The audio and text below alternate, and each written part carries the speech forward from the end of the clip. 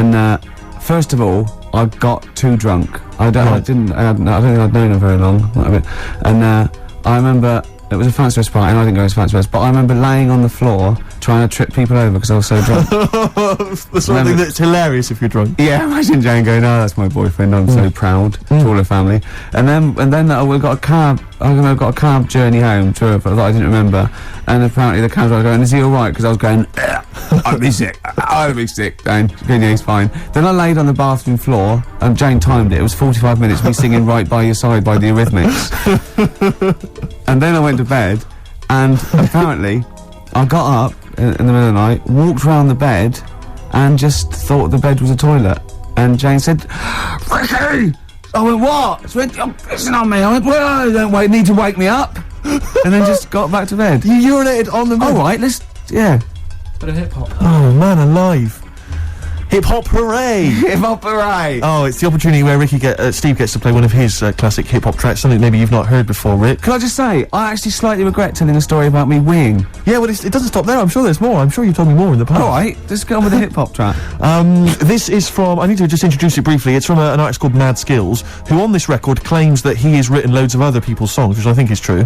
The only thing I would say is that the names of the artists he's supposedly written for have been bleeped out, but of course, because it's also a radio-friendly version, all the swearing's been bleeped out as well, so there's a lot of bleeping, but if you can piece it together from it, it will actually be quite a good song. Go on. I'm gonna actually... No, don't, you don't own it by urinating on it. Yeah, I am. No, yeah. Put it away.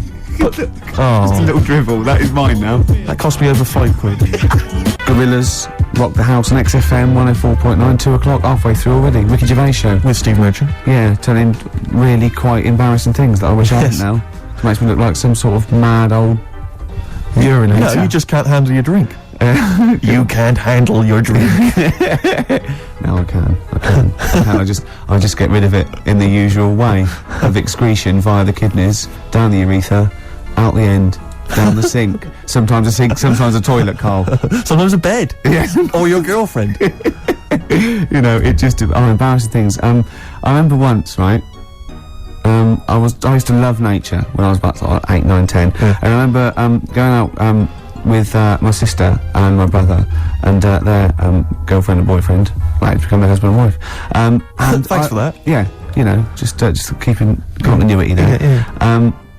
And I used to get shells and things on the beach, and I used to get anything. I love nature. And once I found I love reptiles as well, and I found this perfect snake skin, like a grass snake or an adder, and it was I absolutely I couldn't believe my luck. And I was going look, and they were going, okay, put it down, because I realised they were a little bit scared of it. They were going, put it down, it's dirty, and of course I'd torture them a little bit, and then I thought this was hilarious, and they made me leave it there, and I told Mum and everything. And then, much later, when I had some friends when I was about 14 or 15, I was telling this story to embarrass my sister, and I was going, yeah, and she was scared of it. And she went, well, it was a used Johnny.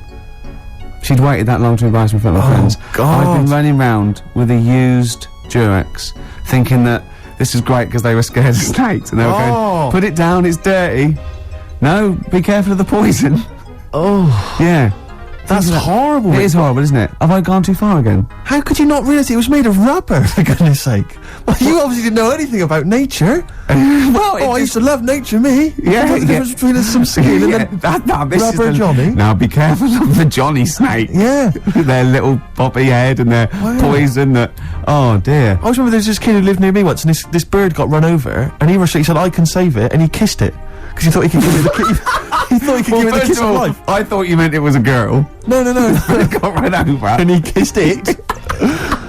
No, he thought he could give it the kiss of life, but he didn't know what the kiss of life was. He just thought you could kiss something and that would bring it back to life. I think it was an excuse. I think he was thinking, I can't wait for a bird to get run over, then I can pretend to be giving it a kiss of life, but really I'm giving it a nice little snog on the beak. I remember he kissed it like that and threw it up like it would fly away, and it just went vroom onto the floor. Oh, was it dead or? Yeah, it was blood everywhere. It was horrible. Oh no. Yeah. And what is he doing now? He presents Animal Hospital. No, I don't know what he's doing. He's the worst vet in the world. Got struck off. Sleeping with one of his patients. Oh, that's terrible. Oh, bless him. Oh no. I killed a fish once. Go on. Well, I made a little bow and arrow. I was about 8 or 9, and I made a bow and arrow. And you know, you never think. We had a pond, and there was a huge fish in it, about 8 8 inches long, a huge big sort of like gold north or something, or a carp or something. And I was sort of playing, and I aimed, and I shot it, and it went straight through it and floated to the top, and I thought, oh my god. You pierced a fish with an arrow? That's an amazing shot. Well, it was luck. It was pure luck. I You're never Native thought I'd do it. American. Yeah, yeah. And you know those little things outside in the front garden by the front gate? The little sort of 4 inches by 4 inches bit of metal. You lift it up, and it's sort of like where the drains are. If the the plumbers need to get there, or the council or anything like that. Right. I dropped it down there, and I thought, oh my god, what if that's discovered? What if they have to drive? So I ran loads and loads of journeys in and out of my house, right to the toilet and back, just taking out handfuls of Vim and pouring bleach down, thinking that I can get rid of this fish before the council dig it up in 10 years' time and go, send him to jail. Yes. Fish aside. But what do you think they would have done? They'd have taken the dead fish, they've gone to each of the doors going, is this your fish? Yeah, but I was 8. You don't think... Do you recognise either the arrow or the fish? Yes, it's arrow straight through it. But, you don't think when you're 8 that it'd be okay. If I can ride this out till I'm fish murder, it's about... I can't work it out. 12 years. Wow. Yeah, so that was... Killer. Carl, anything embarrassing ever happened to you ever? With what? With animals and stuff? Could be animals. I like animals, to be honest. So do I. It was a mistake. No, you don't. I thought you were feeling bad about the fish. Yeah. But really, you were more worried about you being locked up.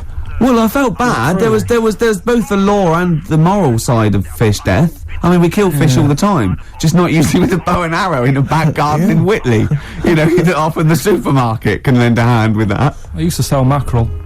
Did you? Yeah, I had a pet magpie Did you? called Maggie. Oh, Inventive. pet magpie. You mean you captured it and didn't let it go away? Yeah. Can't have a pet magpie. But then it got really vicious. I mean... Well, it was trying to let me go. What do you keep it in, a rabbit hutch? No, it flew around, but it used to just, like, come to me all the time, but then it started pecking my head and stuff. That's not a pet magpie. That's a bird in the garden. No, but I could actually...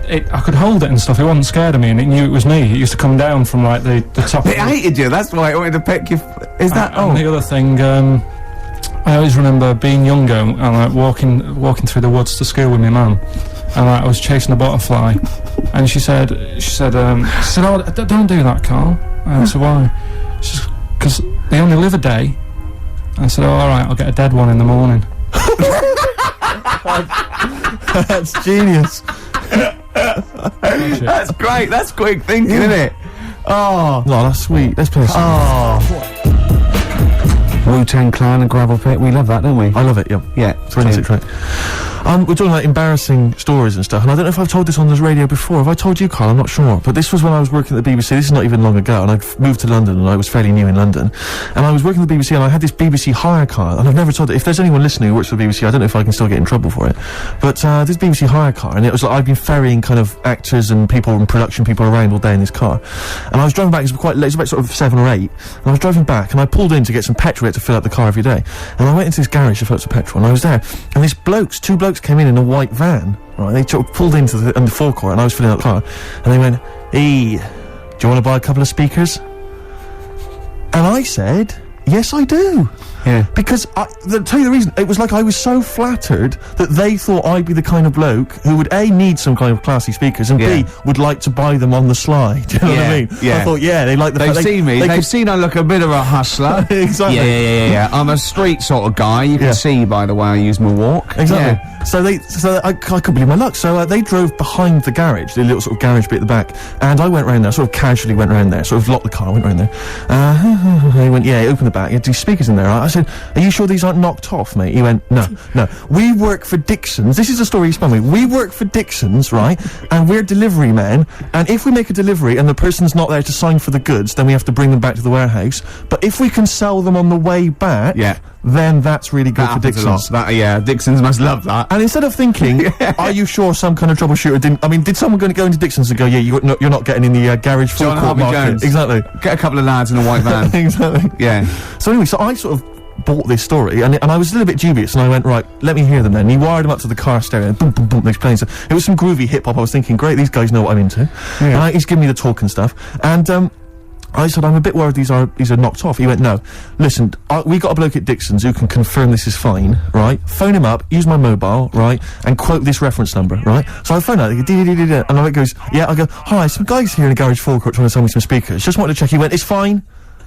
I went, should I just read the reference number or whatever? He went, if you want. And X14, and I went, yeah, it's fine. Yeah. okay. You know what that was, don't you? That was actually Mr. Dixon himself. Exactly. Yeah. Exactly. So I'm thinking, well, you know, they sound great. They're giving me for a knockdown price. I'd say they were like 400 quid. They were like 200 quid or something. It was a good bargain. I was in the market for some speakers as well. Yeah. So while they were loading It's them all in, kosher. I phoned Dixon. exactly. I phoned Dixon's. That's fine. Yeah. So while they're loading them in the back of the BBC hire car, right? I'm in there paying for the petrol, right? And the guy serving goes, oh, right. He goes, what were you doing around the back with those blokes? Right? Because obviously there's security cameras filming this whole transaction, right? And he goes, what are you doing around the back? And I went, brilliantly, there's some old mates. Some of my mates were just having a chat and that. He went, oh, right, okay, like giving me obviously the evil eye. So I went back to the van. So I'm in the car now and I'm driving with one of the blokes who's in the van with me because I didn't have the money on me. So I had to go to the cash point to get the cash, right? So I'm driving with him and the other guy's like following me in the van and he was like a northerner like you and he was giving it all the, all right, yeah, you know. I'd say my girlfriend's a DJ, she's got some of these speakers, they're fantastic, da-da-da, and he's giving me this. And then my mind starts working. Now that I've got a bit of time to think, I'm thinking, wait a minute, this all sounds a bit dodgy. Yeah. It dawned on me, Rick. You know, fool, are you? You're streetwise. Exactly. You're streetwise, Steve. Not only that, I was thinking, how am I going to get them home? I've got to drop the car off at the BBC. How am I going to get these huge speakers back to where I live? And how can I pay for them? Because I've just spent £100 on Find the Lady with a couple of blokes in the square. It seemed like a fair game. Some of his friends were winning. But so I explained to him, I said, how I can't get them back to like Brixton where I was living at the time. He went, don't worry, give us an extra 20 quid, we'll take them home for you. Oh, that's good. Delivery. They do a whole service, you see. And there's also a backup guarantee. Did they have the guarantee? The 3-month guarantee? They didn't. No. But so I said, I'm not sure about that. He went, well, why don't you put them in a cab, send them out, and your housemates can collect it. I was like, oh, no, there'd be no one in. And I was beginning to sort of get a bit conscious of, like, maybe this was a bit of a scam, after all. So I pulled into, like, a little side road, and I said, I'm not sure I'm into this now, actually. He went, what are you talking about? It's 200 quid for a pair of speakers. It's a bargain. You never get a bargain like this, mate. I'm going, not so sure, actually. I don't think I want them. He went, 150 quid, 150 quid, mate, 150 quid. I went, no, he's 100 quid now to you. And I'm thinking, wait a minute, this doesn't sound like the kind of work that Dixons would be doing. Dixons don't do that when I go in. This is it. Dixons never negotiate in that way. When I go, they'll look around and I leave. They go, where are you going? I go, I'm just like, we'll have anything then. Have anything for a So quid. I stopped the car and the white van pulled up behind me with his mates in. Sure. And I said, can you get them out? I'm not interested. And he went, oh, 100 quid, mate. Oh, and he was just going, you tosser, you obviously want some speakers, and he was having a go at me.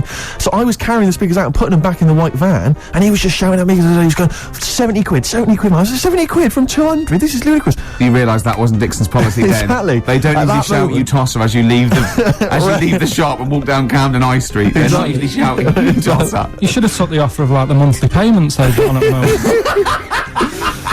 So eventually I put them in there and I sort of knocked the deal on the head and I got back in my car and they were in theirs and I just looked in the rearview mirror and they were punching the dashboard like with aggression and venom, like we let that deal slip through our fingers. And I've never been so terrified in my life. I just sat there and I was just thinking, oh my god, all I was thinking now is what if I go back to the BBC and they go, we've had a call from the police, the man at the garage, he saw me doing a dodgy deal. I love it. Well, what you do is you put the hire car in a drain in your front garden and then go in and out of the toilet just pouring bleach down or Ajax and they'll never know. This is Song for the Lovers.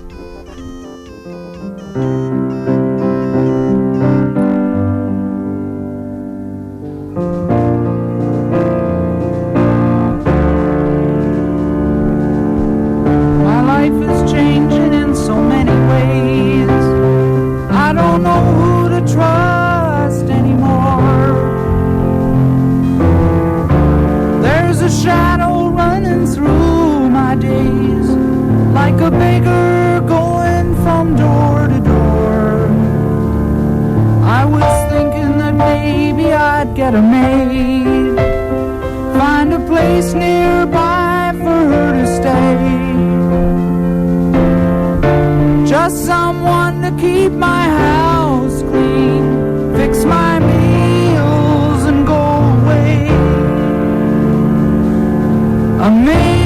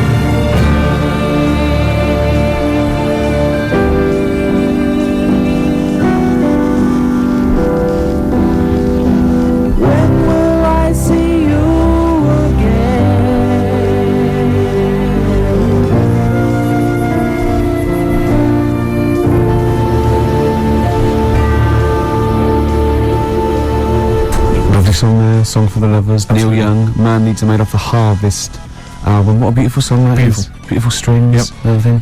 Well, you've got a song for the ladies coming up. Song for the ladies later on as well. That has set, the standard there. Well, absolutely, yeah. Were you going to do a film review as well later? Have you still got that? Well, I could do a film review now because it's, Well, if you've it's quite a big. I thought you needed to prepare, but I mean, if No, not- it's quite a big film, and I've seen it, and it is, it's a great film. So Okay. I hope I can do it justice because it's a very. Okay, this week What film is it going to be? it's going to be Schindler's List. Okay, and are you going to do a jingle for it? Rocky's film review. Okay.